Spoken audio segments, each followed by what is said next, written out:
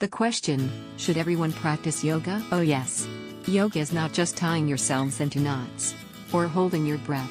The thing about yoga is that it insists on the Eightfold Path, see link below.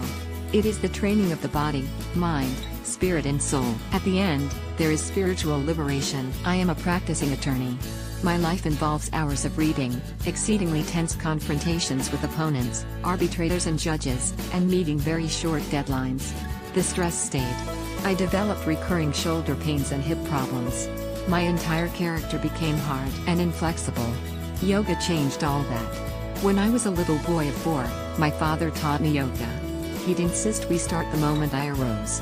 Ablutions, a short prayer and then, Shavasana. Then a series of movements, meticulously synced with breathing and retention, and step-by-step movements. Then breathing exercises. Shavasana again at the end. A short incantation. Then breakfast. We stopped when I was 6. The family circumstances were hard and Dad could not continue.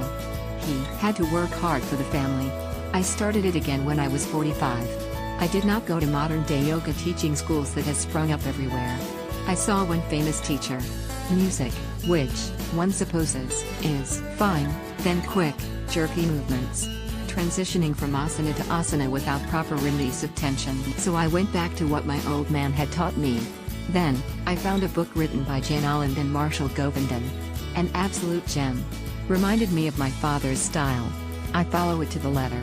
See, photo at the end. And so I began yoga shanas.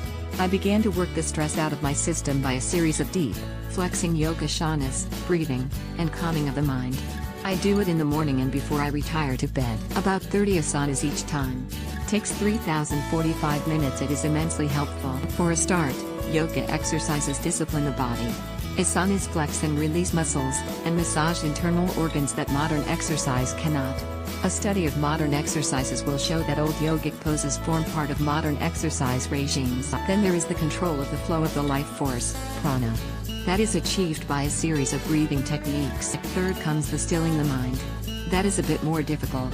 Since the mind and ego cannot be defeated by direct confrontation, you'll lose, the mind has to be stilled, and so on. These days everyone wants immediate gratification.